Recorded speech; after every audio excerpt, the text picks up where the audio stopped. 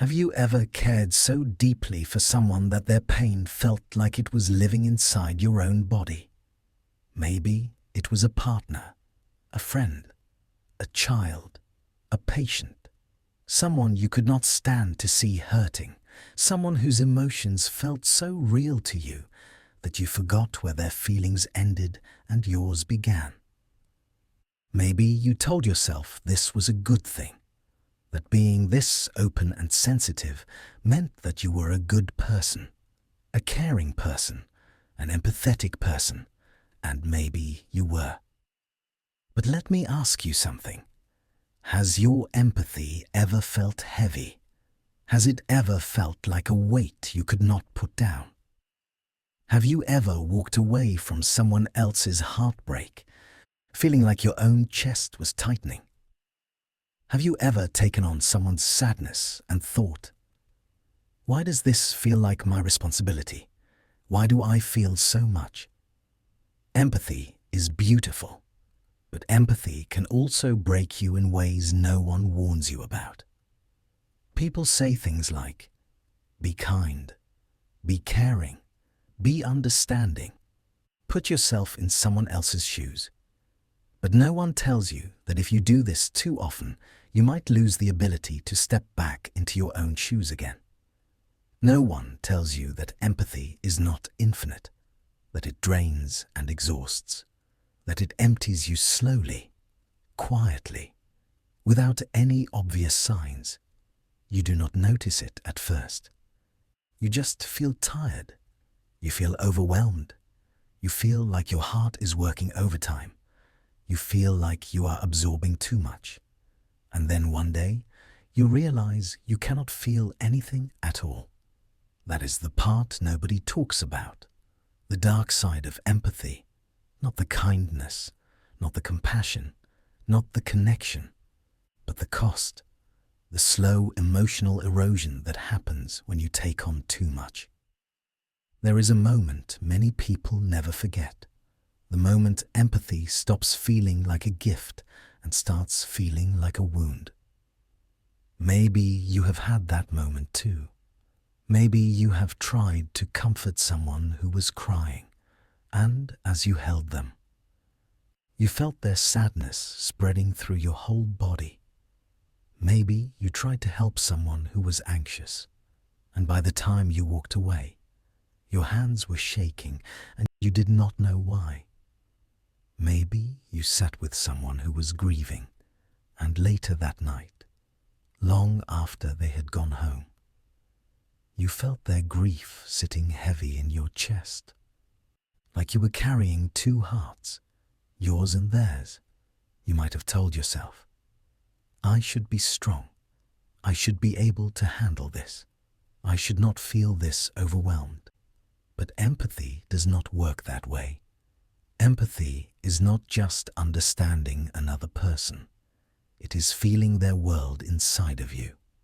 And when you do that again and again without rest, without boundaries, without space to release what you absorb, it can break something inside you.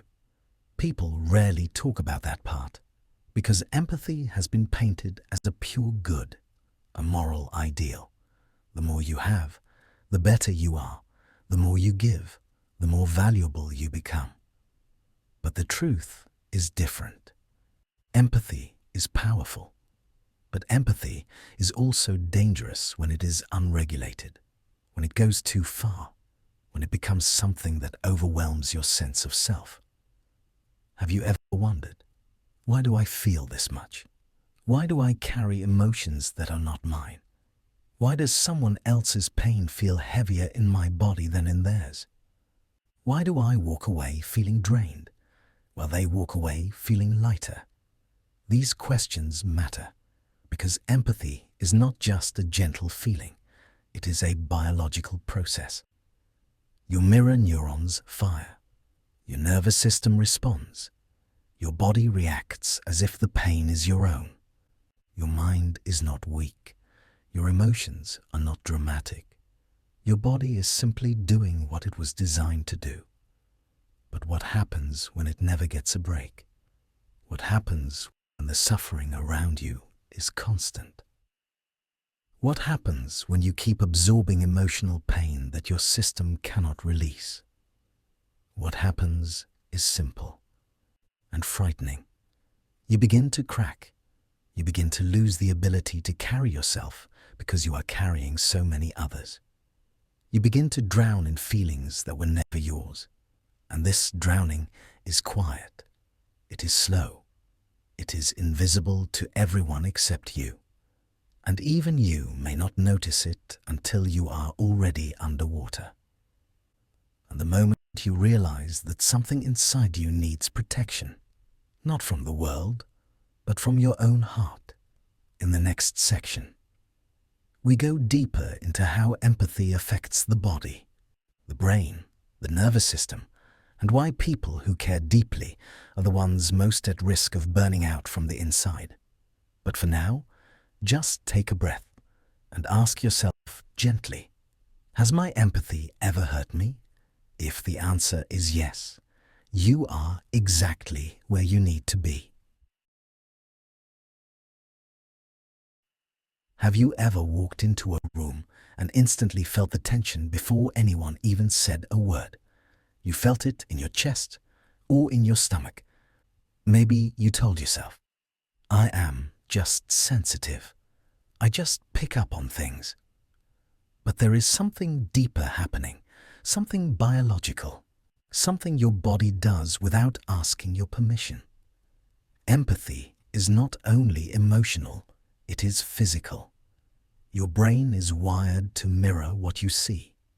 Your nervous system copies what another person feels. When someone cries, your throat tightens. When someone is afraid, your heart speeds up. When someone is hurting, your body prepares as if the wound is your own. This is the invisible drain, the slow and constant leaking of your emotional energy. And most people never notice it until they are empty. You may not realize it, but your brain has mirror neurons. These cells light up when you observe someone else's feelings. They react almost the same way as if the emotion were happening inside you. That is why certain people overwhelm you. That is why certain rooms feel heavy. That is why, after a long day of caring for others, you feel exhausted in ways you cannot explain. You are not imagining that fatigue. Your body has spent the entire day carrying other people's emotions. Imagine this. You sit with someone who is anxious. You hear their voice shake. You see their shoulders tense. And even if you say nothing, your nervous system begins copying their state. You get a little tighter, a little more alert, a little more restless. By the time the conversation ends, they feel lighter. You feel heavier. This is emotional contagion. You absorb their feelings like a sponge. And when that sponge never gets wrung out, you begin to drown in what is not yours. People with strong empathy feel this more intensely. Maybe you do. Maybe you have always been the one who senses when something is wrong, even if no one says it out loud. Maybe you have always been the one who comforts others, the one who notices the pain behind the smile, the one who hears what is not being said.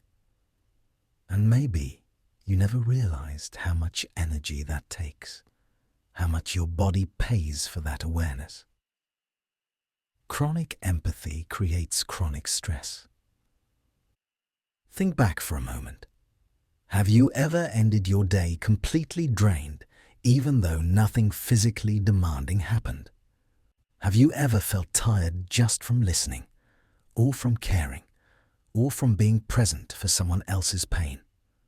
Have you ever asked yourself, why do I feel so exhausted when all I did was talk, or sit, or support?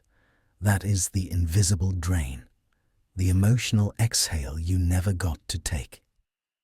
Empathy is powerful, but it is also demanding. It pulls from your mind, your emotions, your body, It drains you even when you want to give, even when you want to help, even when you believe you should be strong enough to take it all in and still stand tall. So let me ask you gently, are you carrying feelings that are not yours? Do you ever walk away from a conversation feeling heavier than before? Do you absorb the emotions of others without meaning to? Do you feel responsible for the energy in every room you enter? If any of this feels familiar, you are not weak, you are not dramatic, you are empathetic, and your system is responding exactly the way it was built to. But even the strongest systems need rest.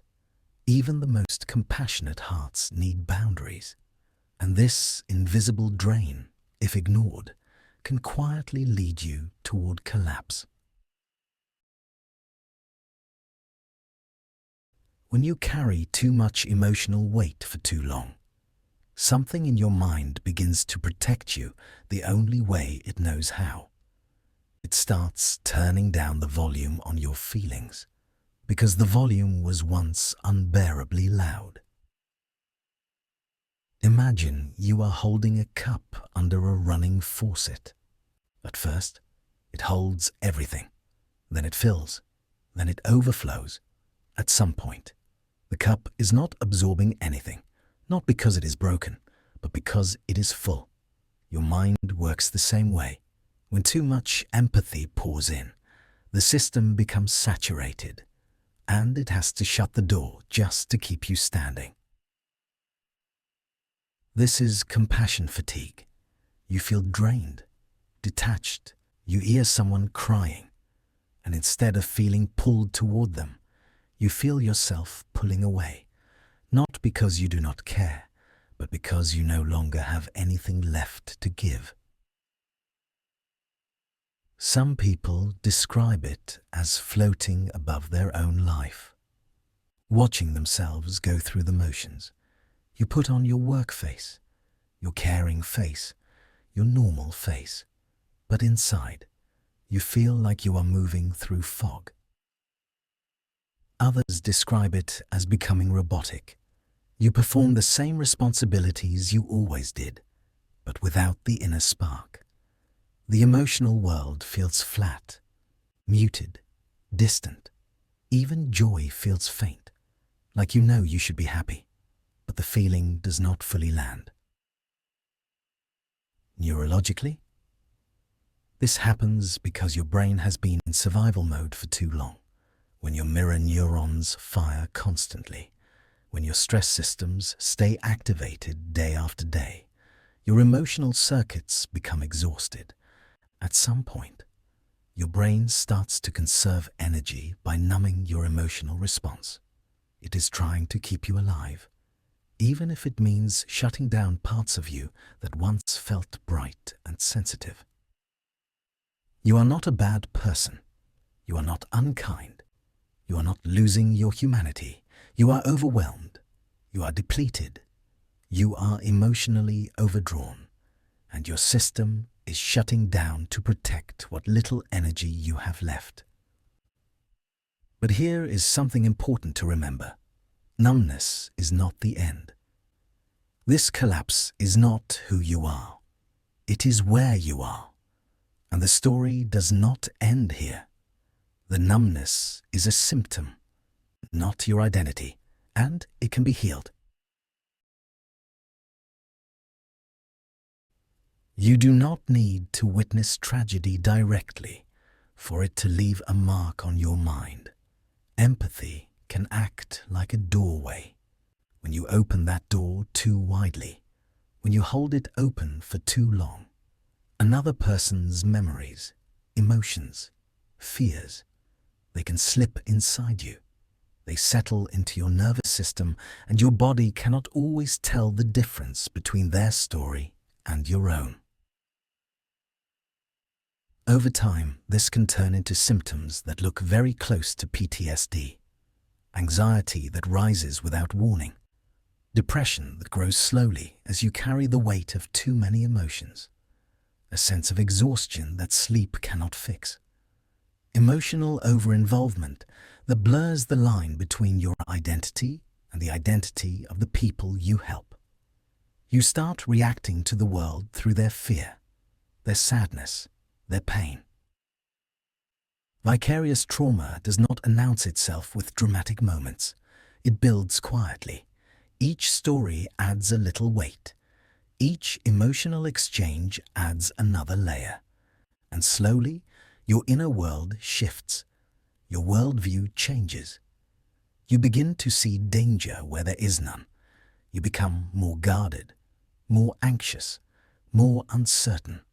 You lose trust in your own emotional stability because your body is responding to pain that is not yours. Recognizing borrowed trauma is the first step toward healing it. You begin by noticing what happens inside you after you listen to someone else. You ask yourself, is this my emotion, or did I absorb it from someone else? You create space to breathe, to ground yourself, to return to your own body.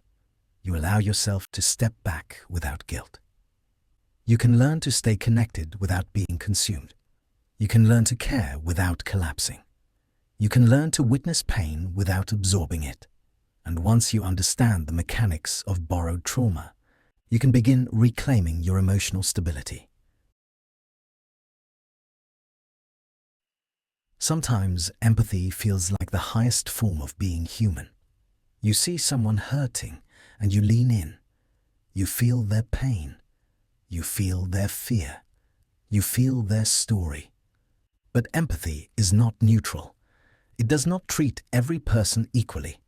It does not guide us with perfect fairness. It follows familiarity. It follows closeness.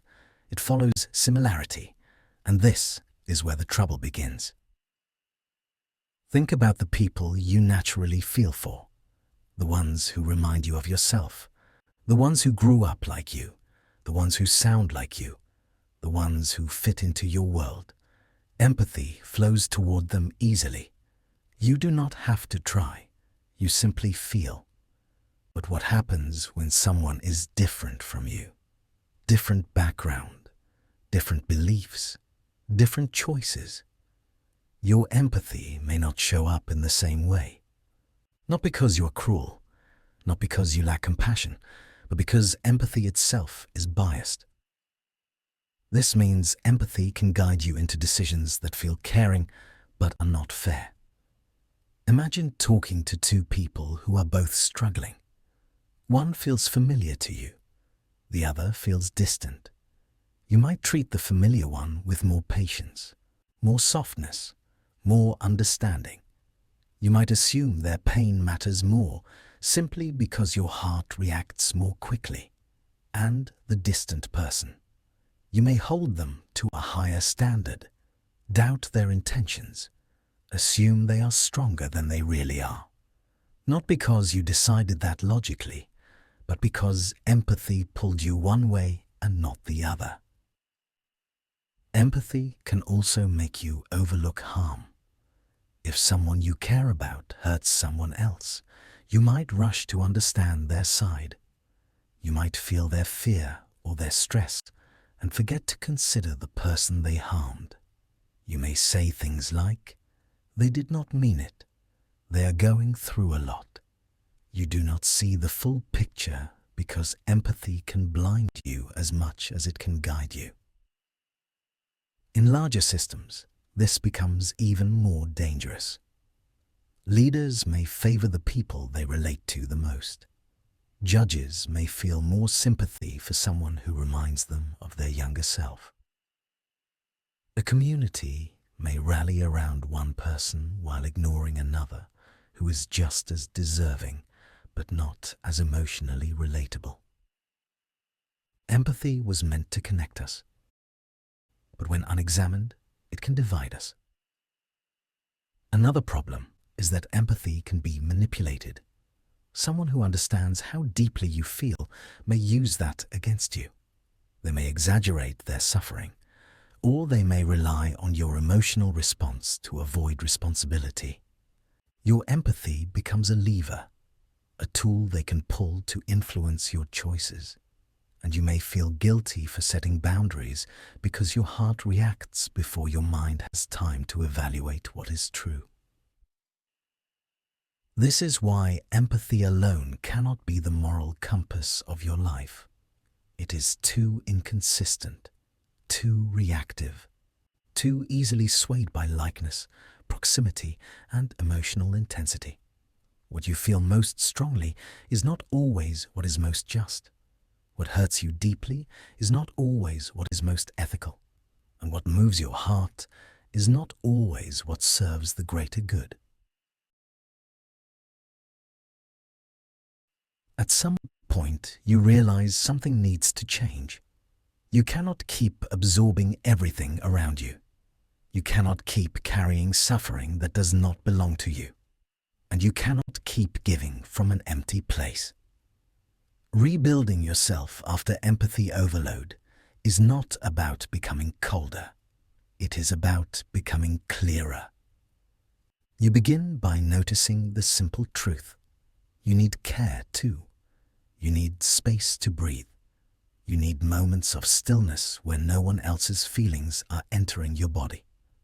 For many people, this is uncomfortable.